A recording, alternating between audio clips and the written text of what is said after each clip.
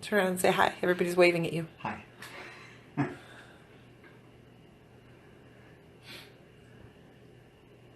Well, you were working on this one over here.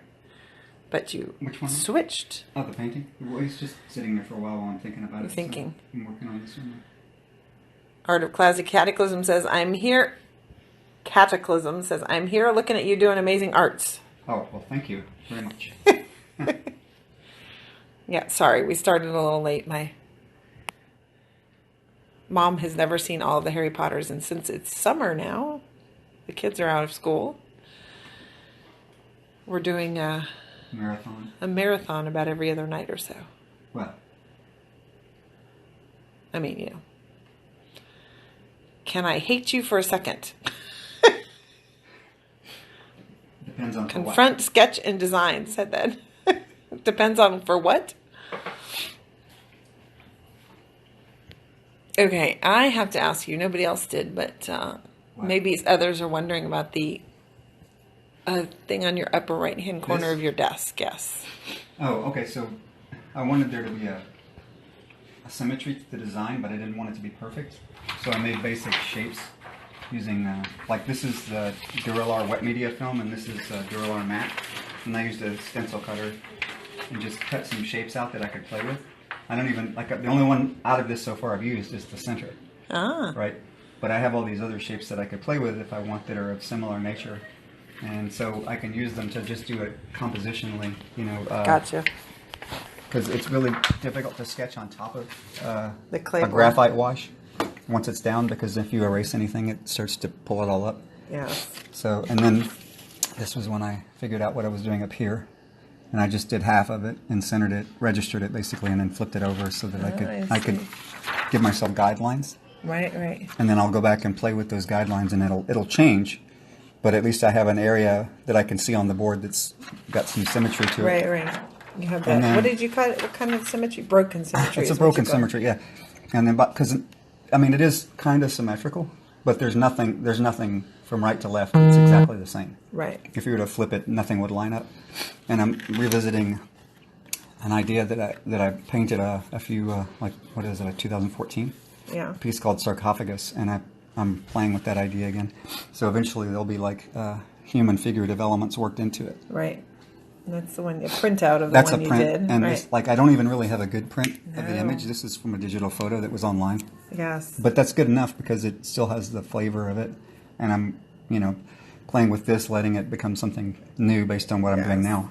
And they're asked what you were working on. That is the white clay board with powder graphite. Yeah, this is just regular clay board, ampersand clay board, with graphite wash for a textural background. And then this is, for whatever reason, it might be the humidity, I'm not sure, but the 10Bs are working really well on it right now.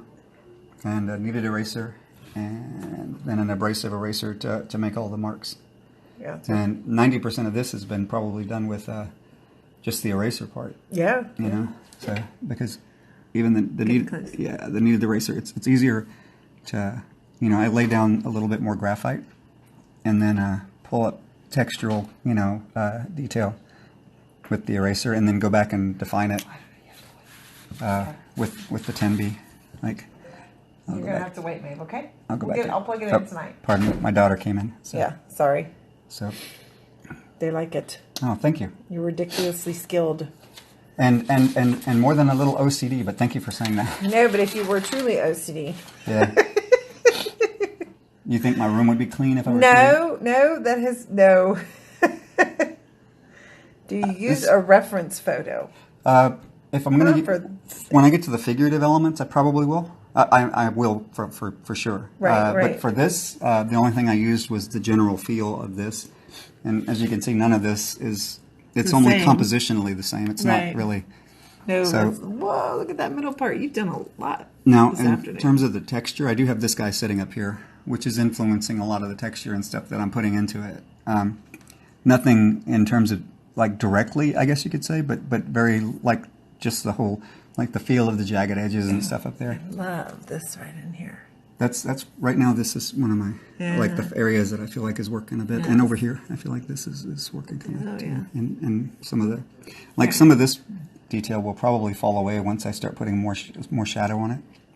And once I seal it, I'll probably work back over it in oil, Yeah, so you can that use some oil and everything. so that I can again tweak all of the values. Someone asked, have you ever had a gallery showing? Yes, you've had several pieces at group shows, but he's having a gallery showing at Copro Gallery in Santa Monica this August. Yep. August the 11th. August 11th, right, is the opening for it. So we will be there. And if you can make it, that's cool. If you can't, they do put it up online too. So, and we'll put up images as well. And yeah, someone asked if he burnishes the clay board or the powdered graphite onto the clay board. Well, I use it wet first, right? And then once it dries, when I say burnish it, actually the better word is polish. Okay. Because I'll polish it with like a cloth until it gets like, it knocks off most of the loose graphite.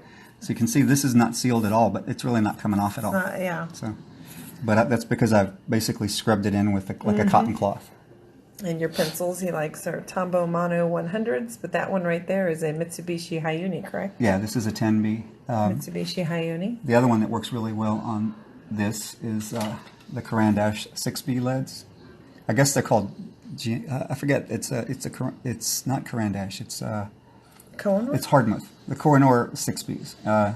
Ticonderoga, I think it's called, for whatever. But it's a 6B. And you ever drawn under the influence of anything?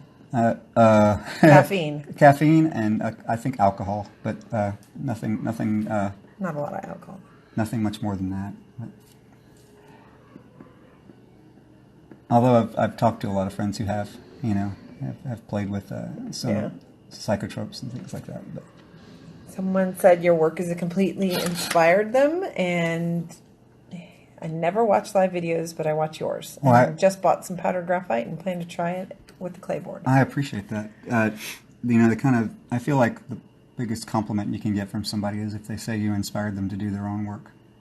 That's a very kind thing to say. Where do you get inspiration for your pieces?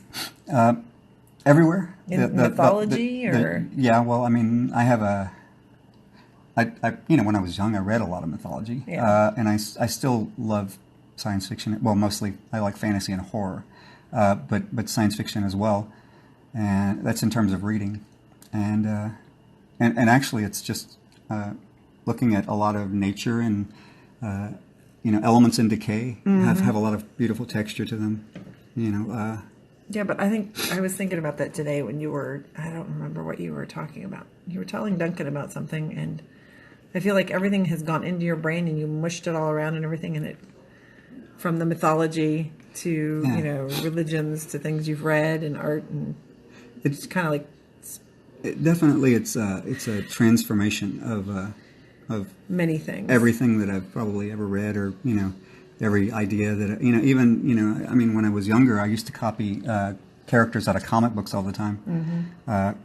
And I also... People have piped in with Giger and Beksinski. Oh, definitely. Those are two big influences. I grew up with Giger, actually. I didn't really know much about Beksinski until about 7 or 8 years ago. Yeah. And I started looking at that. And once I started looking at Giger's work, I got led to the guy that I guess inspired him, which was a German artist named Hans Belmer, Belmer, Mm-hmm. And you can actually, if you go back and look at his work, you can see a lot of the elements of Giger's work and where they came from. Right. Not as he didn't work in the same way that Giger does, but the imagery was there, some of it. Someone asked, you mixed oil and graphite first. No, the graphite is mixed with water and put on. Yeah, and then sealed, and then later it'll be like the oil will be a layer over that, and it all depends on what I want as to whether or not it'll be transparent or opaque. Williamsburg makes a graphite gray, which is literally graphite mixed with an oil binder, and it's sort of a pretty dark gray. It sort of ends up looking just like a regular gray, but it has a slight metallic look to it when it dries. It's what's on that over there. But generally, I don't like working on top of unfixed graphite because it especially on the clay board, because the clay board just sucks the oil out of oil paints. Yeah. So I have to seal it with something first. And before you do oils. Yeah. But this is not sealed with anything. Not yet. You could take a magic eraser and wipe the whole thing off. Right? Yeah, I could wipe it down to white. You want me to do it? No. You make me nervous. I've done it before. but not usually when it's this far. Someone asked what other group shows you're doing. You have the 2 pieces up at Copper right now for Roadside Attractions, but I think tonight was the last night for that one. Yeah, and then there's another show that my friend Chris Valesco is curating for. What is the other show that he's doing? The one in August. That's in Chicago. That's in Chicago. Mm-hmm. I'll post about it on our Instagram. And I got asked to be in a show just recently. I think I forwarded it to you, but I don't know if I'll be able to do it or not because I'm working on my show. They're doing like a Shape of Water tribute for Del Toro. Did you forward that to me? I think I did, but I don't think it's right over the time I'm doing stuff for this, so I don't know that I'll be able to do it. That's pretty.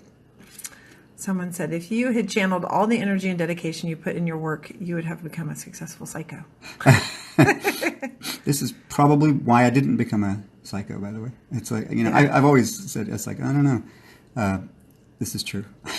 Yeah, and if we don't get to all of your questions and everything, you are working on this, because this piece will be for the Copper show, This correct? is, yeah, if it works out the way that I want it to, it will definitely be at the Copper show. Mm-hmm. And I like, for some reason lately, I've been really into this vertical, like a 12 by 24 or 18 by 36 format. And I just like the real vertical formats. Yeah. I think it's the whole Neville said shape.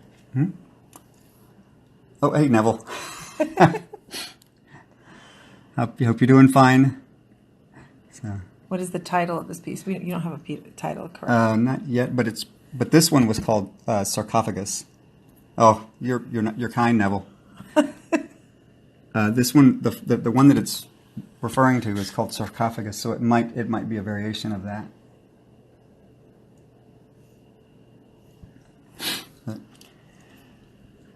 We miss you too, Neville. I don't know if you guys are, but Neville's a really great artist and a teacher and a good friend. So Neville Page. So hope you're having a fun time with the new people walking around, or not walking around, but hanging around. Not yet walking. So that you got a whole bunch done on him. Yeah. This is about 3 days old so far. So this is about 3 days worth of work.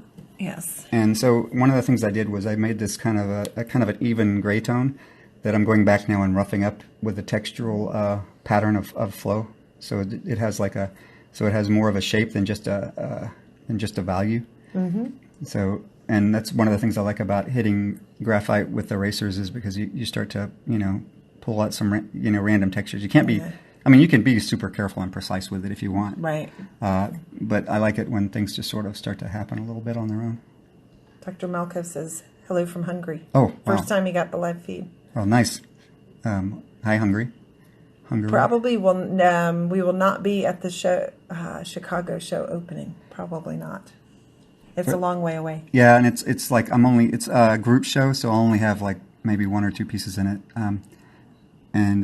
So unless we get a wild card or a wild hair and decide to go up to Chicago for some reason. It would be cool though. Chicago's fun.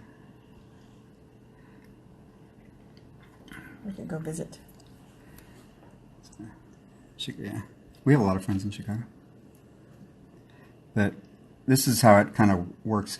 Like compositionally, this is a very simple, straightforward thing. It's very centerline, and then basically in a micro, it's a microcosm when you start working with the textures and the shapes and the hierarchy of the harmony of the forms and stuff. It becomes this is easier than a lot of like trying to compose a horizontal piece that's more of a landscape type thing, which is why I usually don't do those very often.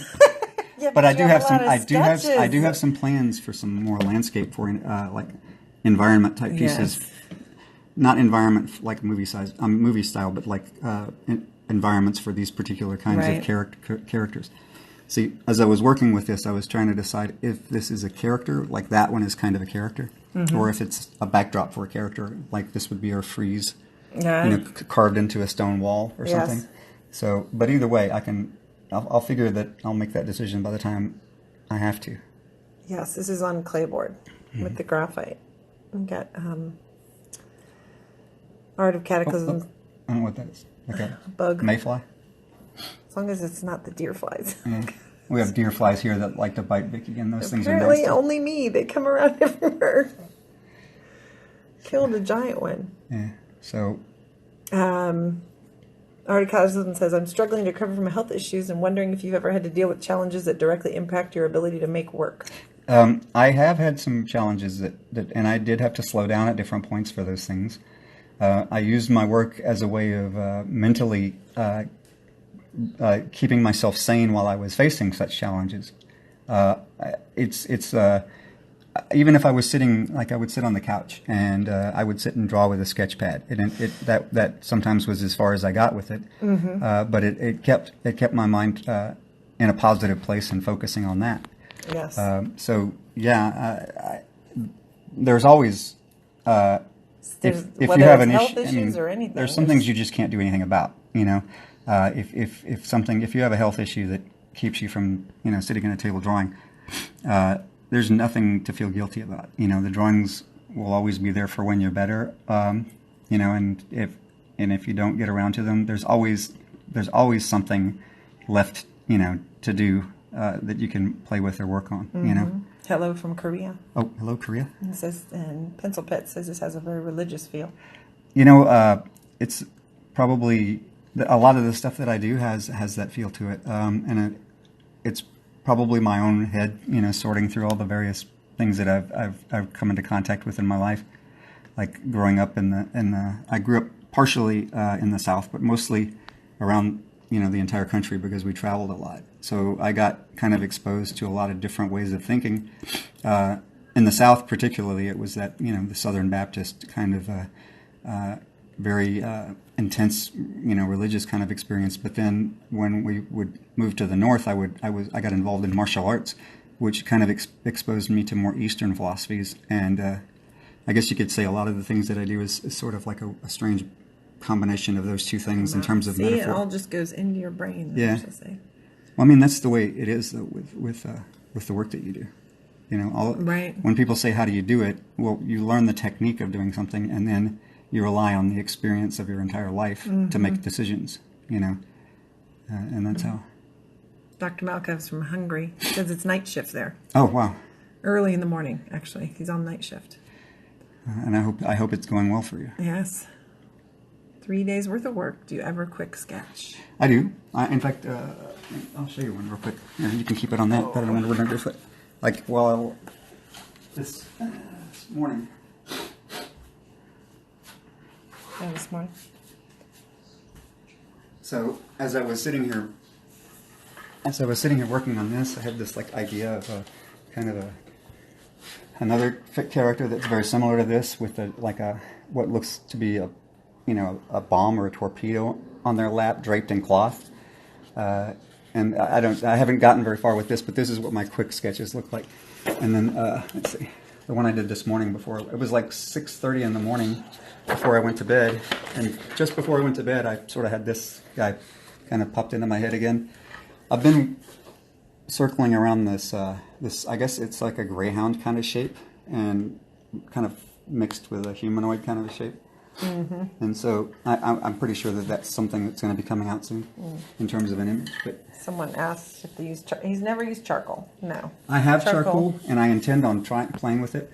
The only reason I haven't used charcoal is because it always felt a little chalky to me, whereas the graphite feels a little more smooth and buttery.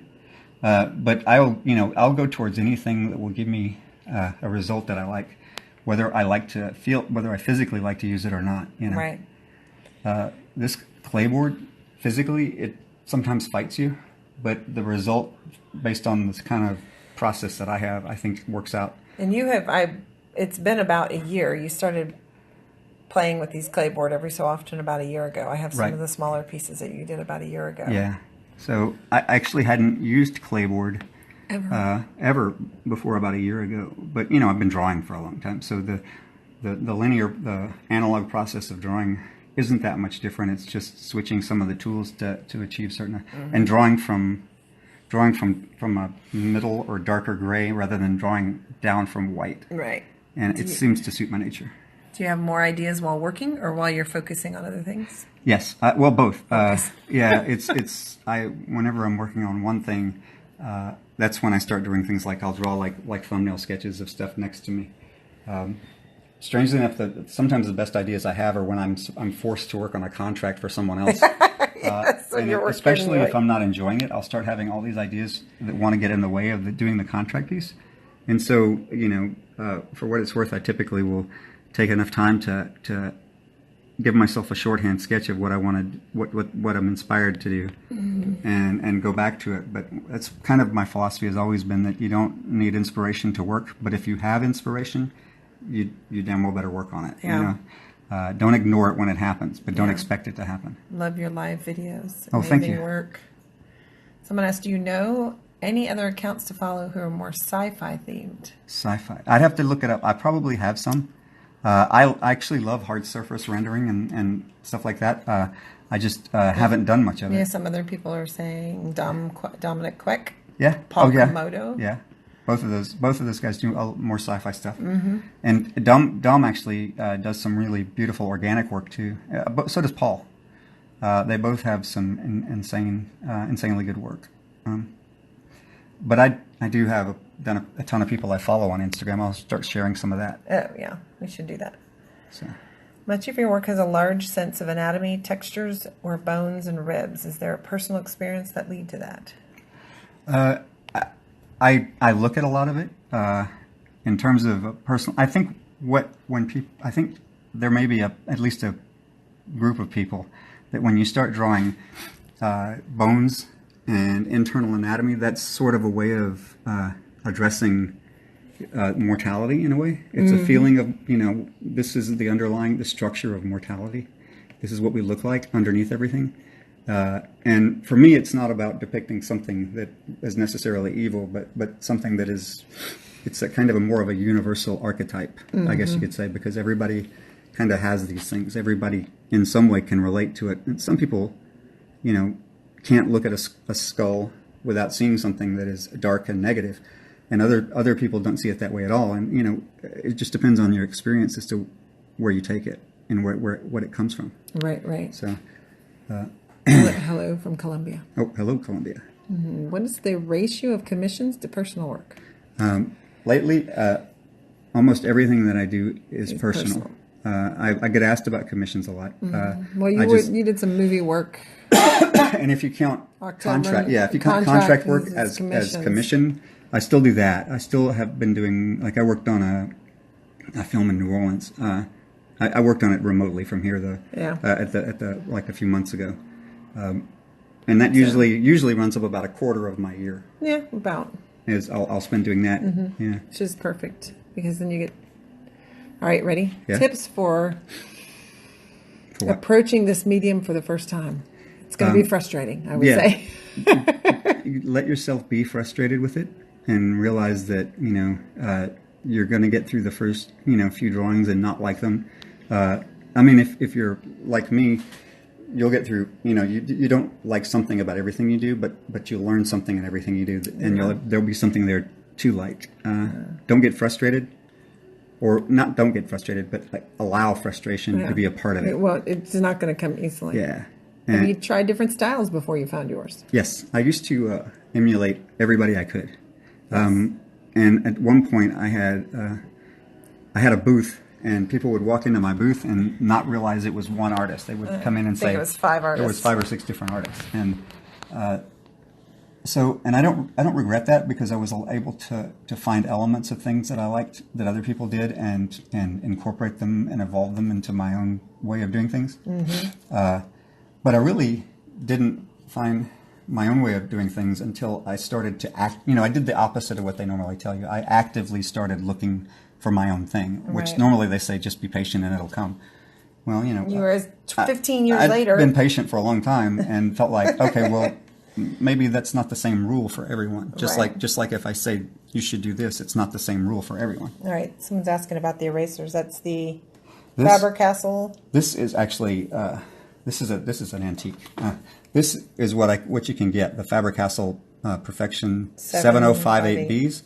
And a kneaded eraser. These are hard to find. These are antique. These are Faber-Castell erasable bond typewriter erasers, and you basically can only get these through eBay, and they're expensive, like $10 a piece. And it's, but Hello from Brazil. hello Brazil. And then the kneaded erasers, you know, these are just, I've never really specified a brand on these because they pretty much all feel like they work very well because I think they're pretty much the same.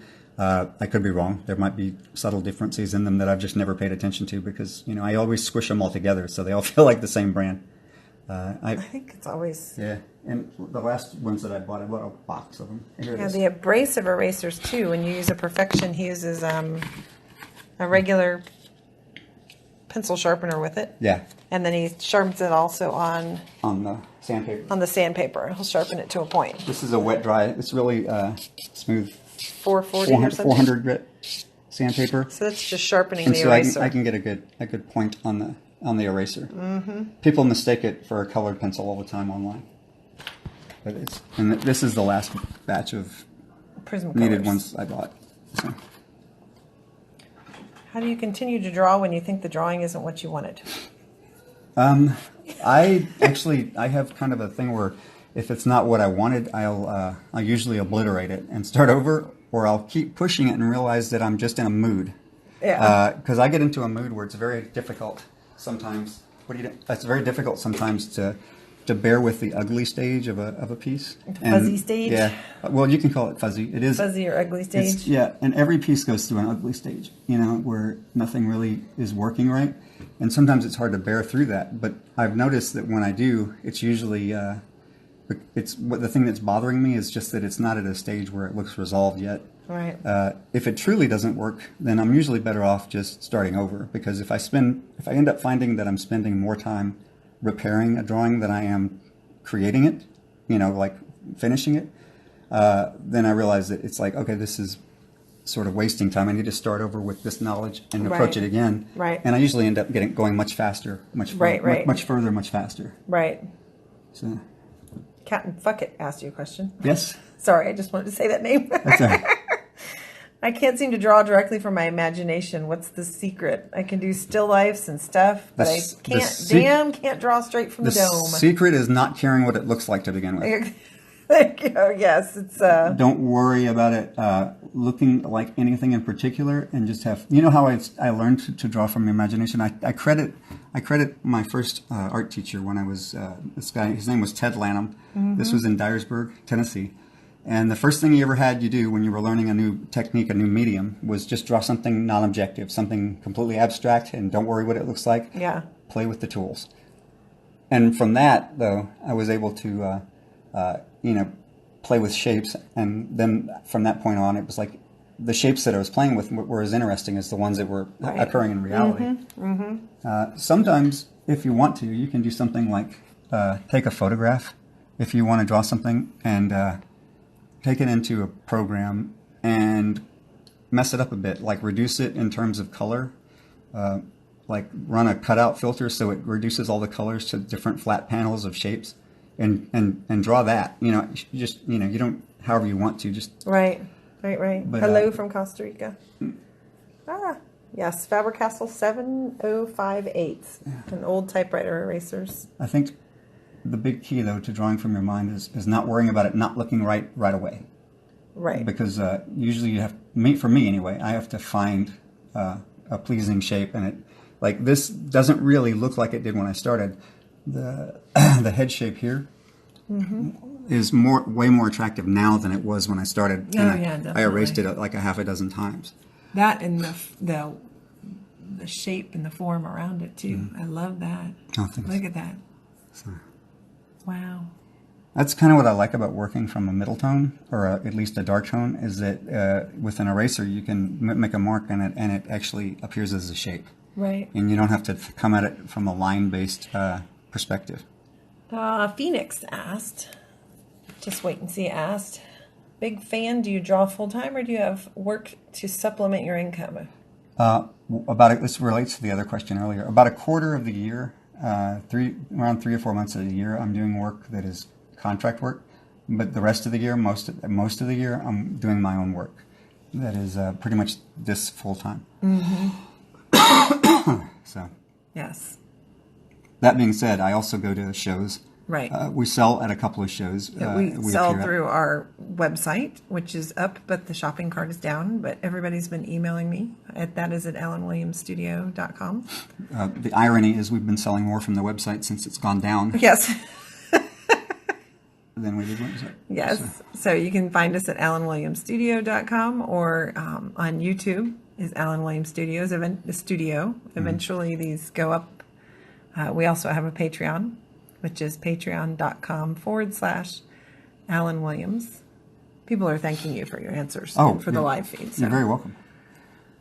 Pencil Pet asked if you have any difficult client stories, and I would say yes, but we don't talk about those. Well, yeah. Well, I mean, everyone has difficult clients. I guess I don't think you can get through life without running into difficult clients. Whether you're working at McDonald's or whether you're being an artist, you have difficult clients. It's just sometimes things don't line up with people the right way, or maybe they have expectations that aren't realistic based on what you do, or a lot of times you get hired to do something that based on what you do that isn't at all what you do. Yes. Like, you could look at this and go, I'm going to hire him to do a floral illustration in a botanical book. And I'm like, that doesn't make sense. But I could do it. But I don't know why you would ask me to do it if I looked my work like this. Jake Peck said, "Holy God." Oh, thanks, Jake. If you haven't seen Jake's work, it's beautiful too. Yes. He does some really beautiful design. He's at Jake Peck Art. So. And earlier Neville was on. He's at Neville Page. Yeah. He does concept, works Star Trek, he works. Yeah, Face Off. Face Off, everything. Yeah. But actually, Neville's the person who taught me the most about using ZBrush. ZBrush, that's right. Yeah. You met him in New York, right? Yep, we were working on Noah. That's right. So. If you erase a spot and change your mind, can you put graphite back onto that same erased area? So look at this. I'm going to show you. Okay, wait, let me get closer. This little bit right here, where I'm taking off a little bit. Mm-hmm. Now, if I don't like that, I can do this too, and it'll fill it back in a little bit. But if I really want to, I'll get like a little piece of sponge or something, add a little bit of graphite to it, and scrub it, and it'll go back to being a darker gray. Mm-hmm. So there is a method of doing it, as long as you remember that part of the reason that I like all this stuff here is because it hides. It's like camouflage. It hides when you make a mistake that you can't fully erase. So it doesn't really show up that much. But yes, saying thanks for the advice. Yeah, too. You can a little bit. And I mean, if I really wanted to, I could take wet graphite and make some really dark graphite back on it and polish it back out and everything. But that will move underneath. It'll move in. I'd have to work to blend it into the older areas. Barbara says hello. Hello, Barbara. She's loving the textures. Oh, thank you.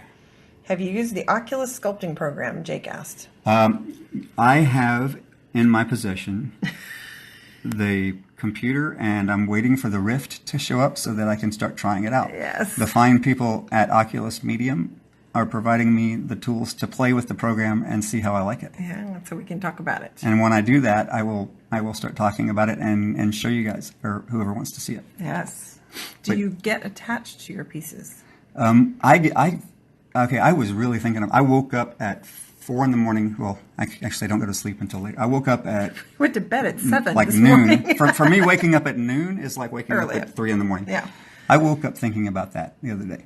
And I feel like the best description I can have is that each one of the pieces that I do, my personal pieces, it's like it's having a relationship.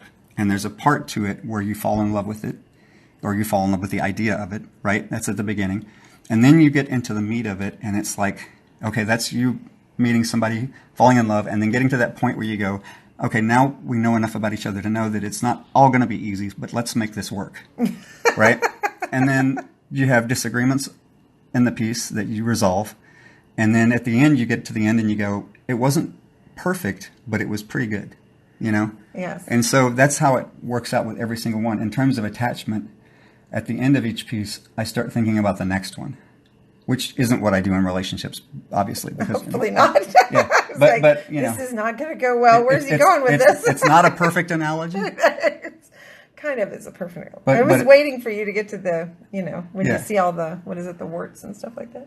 Well, but that's the thing is you start off, you have this idea that you're in love with, and even working in the medium itself causes you to let go of the idea a little bit. You know what I mean? Yes. It doesn't, at least the way that I work. I mean, I know that there are people who start with a thumbnail that proceeds to a detailed drawing, and then a layout drawing, and then a value study, and then a color. That's I don't never- do that. You don't Yeah. do that. You do that when you deal with client work, you know, Well, or you'll work right. in sort of that vein. Because I have to. Because that's how, I mean, art directors and production managers don't like to be surprised. Unless it's, you know, you can, I mean, they like it when it's a good surprise, but I guess they've worked with enough artists to know that there are more unhappy accidents than happy accidents. Yes. And that's not something that, you know, they're willing to, when they're paying you to work on a film, they don't have the time to go through all that. So they need to see a process.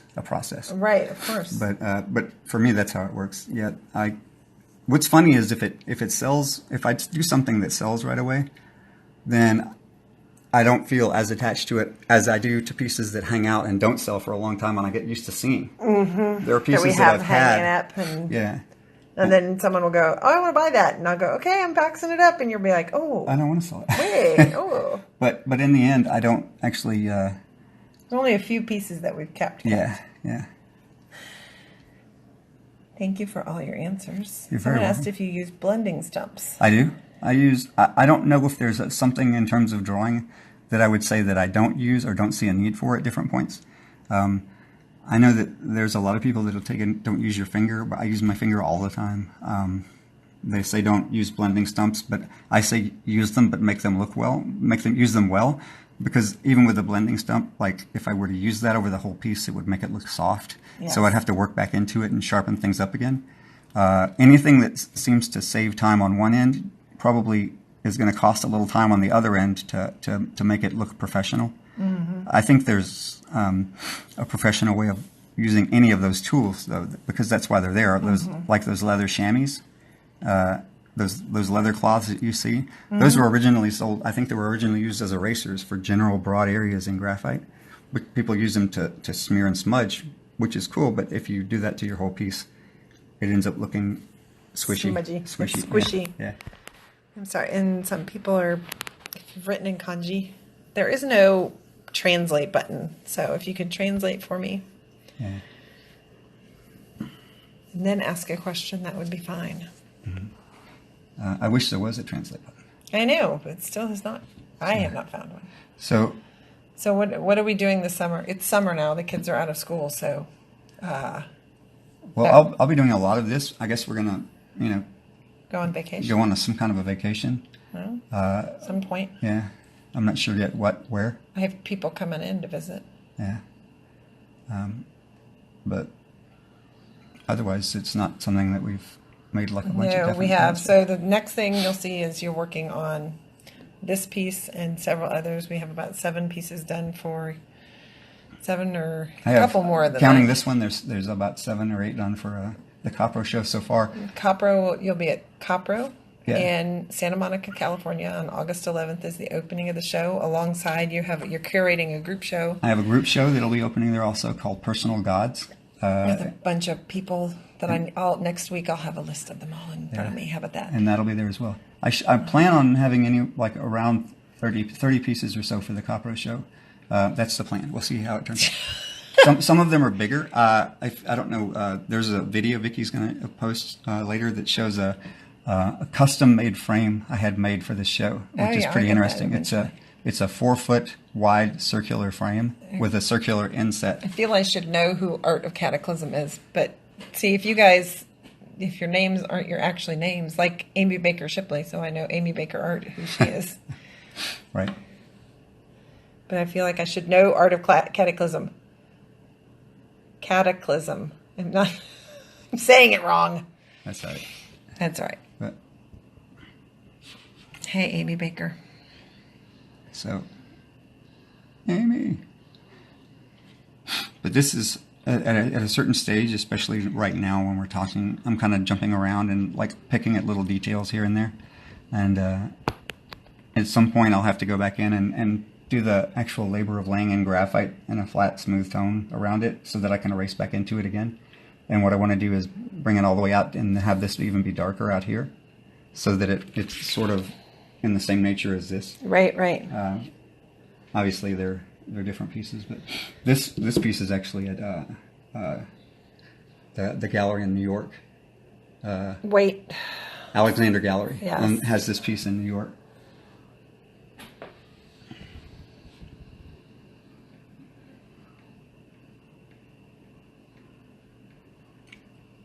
I know. Thank you, Amy. She said she loves that painting. Oh, thanks. Amy does some pretty great graphite on her own. Mm-hmm. Do you shape your own panels like the 4-foot round? Well, yes. We're having someone cutting it. Yeah. What I'll do is he's cutting it for me as a torus because it's going to have that frame on the inside that it's a cutout to. And then I'll gesso it and then sand it down until it's whatever surface I want, whether it's going to be textured or smooth. It won't operate as the same as the gesso board. I mean, as the clay board. Yeah, because it'll be gessoed. But it'll still, I know how to work on it, whether it's gesso board or clay. Barbara says she's been working with the kneaded eraser and subtraction more. Oh yeah, it's fun. It's. Thank you for being awesome. Oh, I appreciate that. That's very. Sometimes it's like it seems overwhelming to think you're going to have to cover an entire board, with the head of a pencil like this, but when you work with the middle tone, you get to bounce back and forth between different tools. It keeps you from, because there is a definite part of this that becomes like I'm going, okay, well, I got about 15 hours worth of just tickling the board with a sharp pencil, and that can get very tedious. And that's usually when I'm listening to audiobooks. This ties into this other person's question that says, how do you force yourself to create when you aren't motivated? So I listen.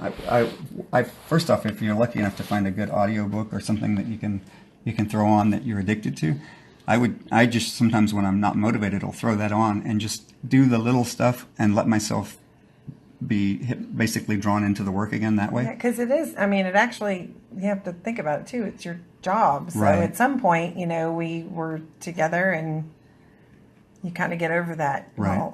Well, Who is it that said I'm always motivated at 8 a.m. when I get up? And I'm always I'm always inspired. I'm inspired every morning at 8 a.m. when I get up and do my work. It's just you set yourself, you psych yourself out. Oh, yeah. You always do it. And it's not that I'm saying that's an easy thing to do, and I'm not discarding the question. It's not always easy to do, and sometimes I don't get as much done because I'm not as motivated to sit down and do it. But I try to, I guess you could say, I try to work through that. Yeah. So. And how long do you think how many more days for this guy? Will you work on this? I have a goal of about 5. So 2 more days 6, on it? 7, huh? 2 No, more days? 5 more. No. Oh no. It'll probably be about 3. All right, actually. 3 I'm more saying days. 3. We'll see if he hits that mark. Last time I bet him, he was so close I didn't care because the piece was that good. I said it'll take me 3 days to do a piece, and there was no way. It took me 4. Yes. So. Thanks for mentioning your strange sleep schedule. I thought I had a serious problem, and that was the only one. No. You know what? He's done day schedules before, but he gravitates toward night because once everyone's in bed, it's just uninterrupted right. work. And I'll just How do you know when this will be done? Someone asked. When I take it from you? No, well, there's when Vicky takes it from me is one thing, but the other thing is when I feel like I've gotten to a point where what I'm doing isn't really changing the piece anymore. When I call it noodling.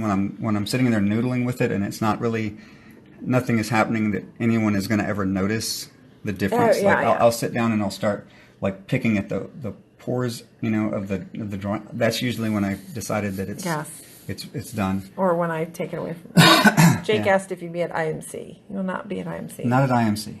I miss IMC though. If you ever get a chance to go to the Illustrator's Masterclass, it's worth way more than you have to pay to go. It's expensive. It's not cheap to do, but it's worth so much more than that. It's like a college education compressed into about a week.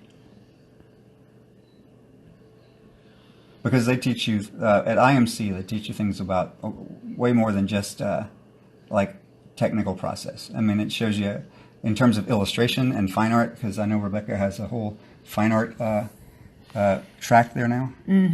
It has, it's almost like career counseling for artists, and this is stuff that they don't really do for you in other schools. Right. And there are people there that'll go over the technical processes with you too. There's IMC that's really good. Yeah. There's one fantastic workshop. You were there last year. I was there last year. Yeah. But there's they have that every year in November. Yeah. And there's Smart School. There's Smart School. Smart School and what's Schoolism, right? The Bobby Chiu. Yeah, and then there's that Legendeers thing, but I've never been to that. Been to Legendeer, but I've heard good things too. any of those things where you can go and have people work around you, Yes. which, you know, can de-romanticize the process of making work at whatever level, that's worth gold. So IMC is Illustration Masterclass. yeah. Rebecca Guay started it and runs it, and everybody's answered. Look, I'm behind everyone and all the IMC is in Amherst, Massachusetts. Yeah. I got a lot from that, and I went for like three or 4 years in a row to that. Yes.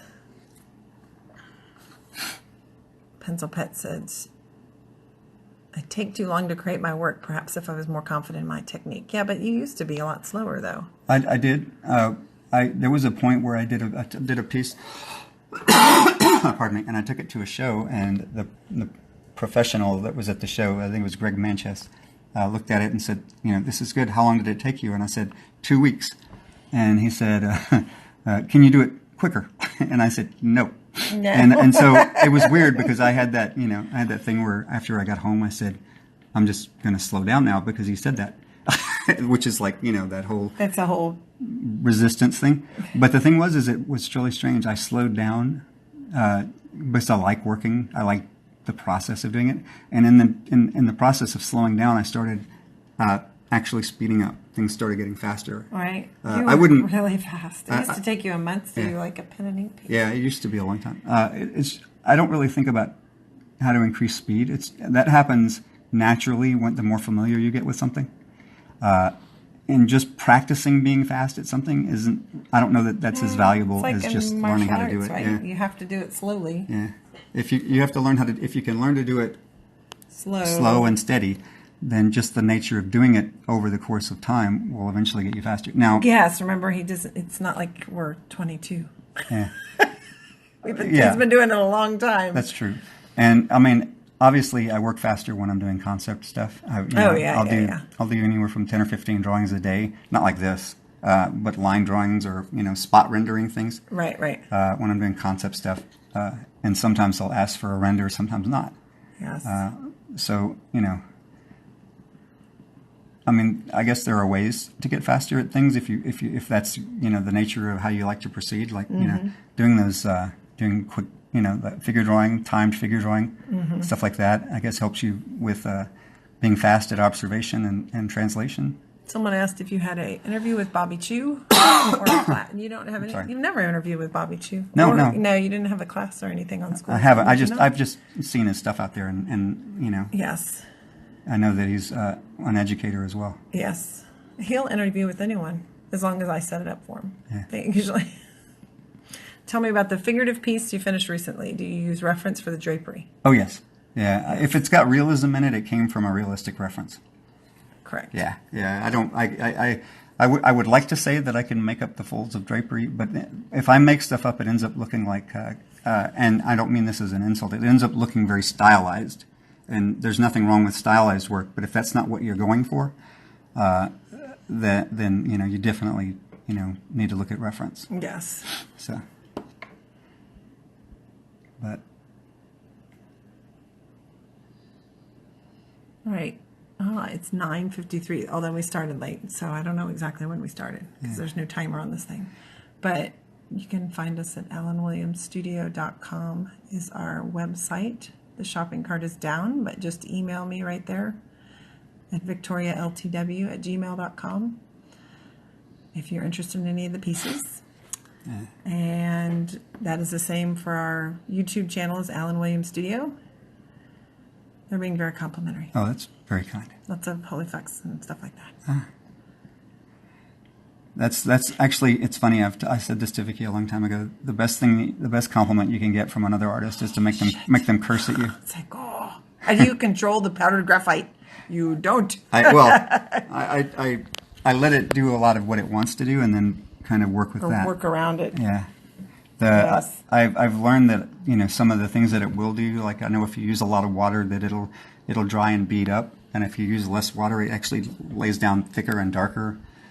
Stuff like that, and then I know that I can work back into it just like you would work back into it, like any kind of textured paper or But yeah, there's definitely an element of this that is letting go of a little bit of control. Watch out for Alberto. With what? Watch out for Alberto. Yes. Yeah. So it's coming up here. Oh, that's. I mean, that being said, I feel like by the time I get to this, that it's fairly under control. Right. Right. Sorry, I have a cough. My allergies are kicking up. The hand in the pizza is beautiful. Oh, and the last one? Yes. Oh, thank you. That was if me. we missed any questions, you can always email us, please. Right? It was victorialtw@gmail.com. And someone said, "Oh God, what have you done?" That's funny. You make my Saturdays great. Oh, thank you. Not from me. You make every day great. Oh, you're sweet. Mostly. I thought you were talking about them. No, I am talking about them. I was just threw my stuff in there. That's funny. Amy says, "Thank you for continuing to give us this little window into your world." Oh, thank you for watching. Do you sell any T-shirts or plan to? Whoa! I was thinking about this the other day, that I think I would have some fun with some T-shirt design, but I haven't done any yet. I take that as a suggestion that we should think about selling T-shirts or doing some T-shirt design. So. I'm like, oh. What?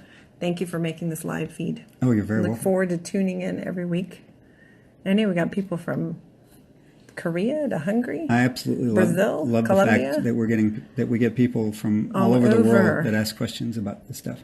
Because I feel like anything we can do to increase the creative force in the world, the better off we'll be. Absolutely, absolutely better. We did sell T-shirts many years ago. You were right, with a very different style of artwork on it. But it was more like cutesy, like Renaissance Fair dragons kind of stuff that I used to do. Mm-hmm. Believe it or not, I used to do cutesy Renaissance Fair dragons. He did. Now people are going to be like, "Whoa, he did." You were the best at cute dragons. Let me tell you. It was a trap. It was those golden handcuffs. People would. When I first started, but into it a bit, and we were trying something different. We were doing Renaissance fairs and stuff. I started doing these like a little cute series of dragons, and that almost became the only thing people wanted from me for a while. Yes. And I was like, I don't want to do this for the rest of my life. I hadn't gotten to the imagery that I wanted to do yet. 1 month, just once a month. In terms of difficult things to do, one of the most difficult things to do is to leave something behind that's successful for you, because you making you a lot of money. Yeah, because you feel like it's not your nature, and you really want to find that thing that you're supposed to be doing. Hey, Jake just said that he discovered that Kershaw will replace blades for $10 if you send in your knife. Oh, really? Nice. Is that the knife I got you a couple years ago? That's my pocket knife. Right. So the entire time we've been here working on this, part of it, my brain has been on it, but part of it's been sort of a subconscious thing where I've been going back, but I actually like a lot of the things that have happened since we started the feed. Mm-hmm. And it's just an illustration that sometimes you don't have to be completely conscious of everything that you do. Is if you let yourself play and just have fun with something, that I think that at a certain point that energy comes across. I would still like to know that artist references you use hatching. Who use hatchings? Okay, so if you look at the drawings of Beksinski, they're all done like with a kind of a hatching technique. That's a really good one to look at. Franklin Booth is an old school pen and ink guy who used to render everything in cross hatching. Barlow does a sort of a weird kind of a pointillistic and hatching technique on some of his pencil renders. Mm-hmm. Wayne Barlow. Yeah. Who's the gentleman you were looking at earlier? That paintings. Oh, Blimes. There's a painter named Blimes who does he does oil work where he actually scratches back into very light oils and builds form that way. I think his name is Blimes, Blims. But he's like, I'll have to look it up. But I think that's it. I'll have to pick Alan's brain and put it up on Patreon as a list of inspirational pieces or people. Everyone's saying thank you. I know we're getting to the end here, but I'm not sure when we started because I was late. Well, I appreciate everybody coming and hanging out. Listen, thank you for the tidbit, Jake. It's cool hearing from you, Jake. And, you know, I've been following your work too, by the way. If you haven't seen Jake Peck's work, it's some really beautiful design. Mm-hmm. Andy Braze or B-R-A-S-E or B-R-A-Z-E has crazy cross hatching. Oh yeah, for pen and ink. Yeah, he does like Wasn't it like comic Wrightson work. and Huh? Isn't it Wrightson? Wasn't he? Well, cross yeah, hatching? yeah. And Andy is like kind of a more contemporary,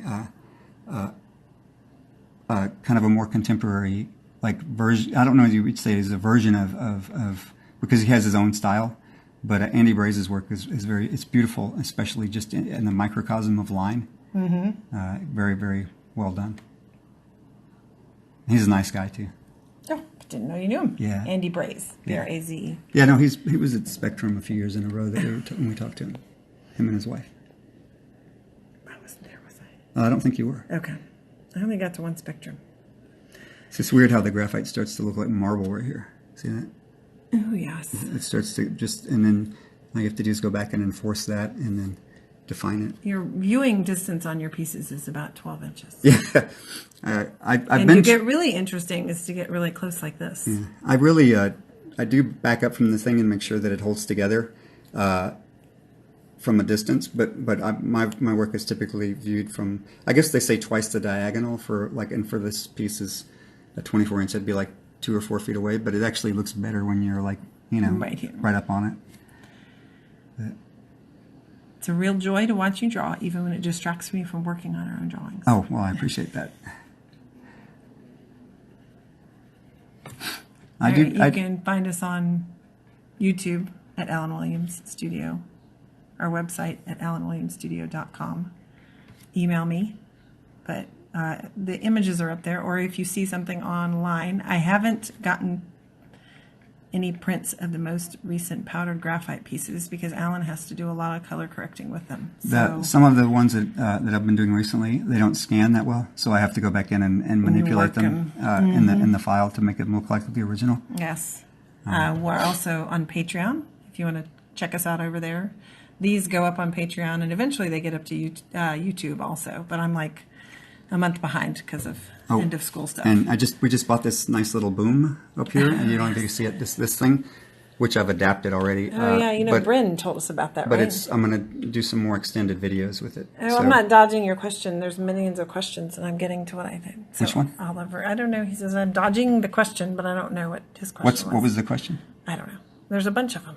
I have to go scroll way Anything back. that we miss, if you email us or message us the question, we'll try to get to it.